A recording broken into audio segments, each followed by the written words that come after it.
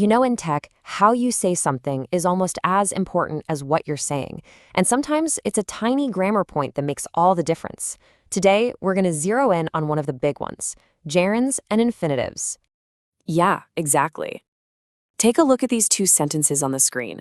I enjoy coding and I want to learn Django. Both are 100% correct, but why do they use different forms? It really just depends on that first verb, enjoy versus want. They each trigger a different pattern, and that's exactly what we're going to break down. Okay, first up, the gerund. Don't let the grammar name scare you. It's just a verb that ends in ing and basically pretends it's a noun. So in a sentence like, testing is important, the word testing isn't just an action, it's the thing, the subject of the sentence. And then you've got its partner, the infinitive. This is your classic to plus the basic verb, like to test. And what's cool is you can often say the exact same thing. It's important to test. This it is structure. You're going to see it everywhere in technical documentation and instructions. All right, so how do you actually pick which one to use when you're on the job? Let's think about it like you're in a project sprint. You're either talking about the stuff you do all the time, your habits, or you're talking about your goals for the future. The very first verb you pick is the trigger that tells you which path to take. So let's talk about verbs that describe habits, or things you do regularly. Words like enjoy, finish, avoid, they all describe a process or feeling about an activity. If you use one of these, whatever verb comes next is almost always going to be that ing form, the gerund. And you hear this stuff constantly, right? In your daily stand-up, you might say, I really enjoy learning Python. Or in a team huddle, we considered not deploying today. It's pretty straightforward. And if you want to make it negative, you just pop the word not right before the gerund. Easy. Okay, let's flip over to the other side of that sprint board. We're talking about goals and decisions now. Verbs like want, need, plan, and decide are all looking to the future. They're about an intention. And these guys, they're the ones that trigger the infinitive, the to form. I mean, this sounds like it's pulled straight from a sprint planning meeting, doesn't it? She plans to build a portfolio. That's a future goal. Or I decided not to use that library. That's a decision that affects the project. And again, to make it negative, not just goes right before the to. Now you're probably thinking, what about words like start or like? Well, the cool thing is, with those, you can often use either form and the meaning doesn't really change much. I started learning or I started to learn. Both work.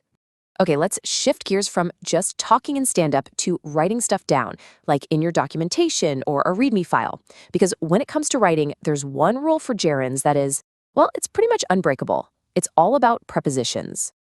All right, listen up, because this one is huge. Anytime you have a preposition, words like for, in, about, without, and a verb follows it, that verb has got to be a gerund, the ing form, every single time. There are really no exceptions here. Getting this right will make your writing sound so much more professional. I hear this one all the time. Someone will say, I'm interested in to learn cybersecurity. But nope, in is a preposition, so the rule kicks in. It has to be, I'm interested in learning cybersecurity. Once you start listening for this, you'll catch it everywhere. All right, let's jump back into writing those tech guides. There are a couple of really standard pro-level ways to give instructions or state effect. And yep, they use the two forms we've been talking about. So check out this pair. You can say, debugging takes time. That uses the gerund as the subject. It's direct, it's punchy, and it's totally correct. But, and this is a big but, in formal writing, like that README file you're working on, you're going to see that second version way more often. It takes time to debug. That it plus infinitive style is just a hallmark of really clear professional instructions. And what's great is you can build on that structure to get really specific. As a team lead, I'm not just going to say something is important. I'm going to say it's important for developers to write clean code. All we're doing is dropping in who needs to do the action. It's the perfect pattern for setting team standards and expectations. Okay, new scenario. Picture this. You're in a code review, or maybe a postmortem for an incident. You got to explain exactly how you fix something, the method, the tools, and any problems or limitations you ran into. There are specific patterns for all of this. Okay, this is a really important distinction, method versus tool. When you talk about the method, the action you took, use by plus a gerund. For instance, we fixed the bug by updating the config. But when you talk about the tool, the thing you use with plus the noun. I tested the API with Postman. So just remember this. By is for the action and with is for the thing. All right, what about explaining why you did something, the purpose? Simple rule here. If you're explaining the purpose of an action, you use the infinitive to, like we added caching to improve speed. But if you're explaining the purpose of a thing, a tool, a feature, you use for plus a gerund. This tool is for testing. Okay, we've all been there, right? You hit a blocker. This to structure is perfect for explaining why something can't be done. The file is too large to upload. It neatly shows a negative result. Because of the first part, the second part is impossible. And then, for the flip side, the good news, we've got enough to.